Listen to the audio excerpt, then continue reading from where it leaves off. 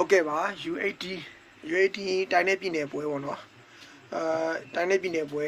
ကျွန်တော်တို့ကွင်းနာမည်သိပါပြီတီလို့ကျွန်တော်ညီကိုတွေကိုကျွန်တော်လာပြောပြတာပါ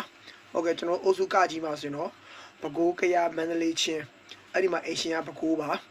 အဲ့ဒီဆိုတော့ပဲခူးကဘယ်ကွင်းမှာကံမလဲဆိုတော့ပဲခူးက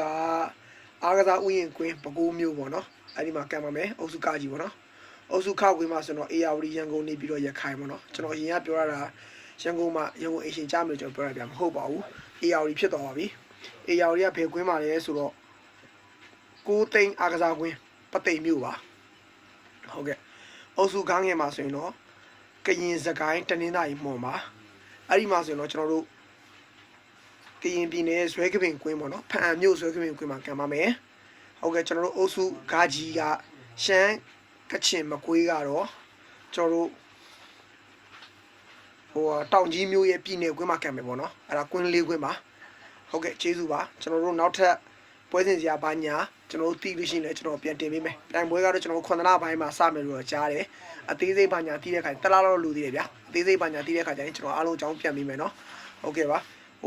ဘောလုံးအားကစားပစ္စည်းတွေနဲ့ပတ်သက်တဲ့ကိုဖန်လက်အိတ်တွေဖနက်တွေဘာညာလိုလို့ရှိရင်ကျွန်တော်ဒီမှာလာအောင်မေးမြန်းလို့ရပါတယ်ဗျဟုတ်ကဲ့ကျေးဇူးပါဗျ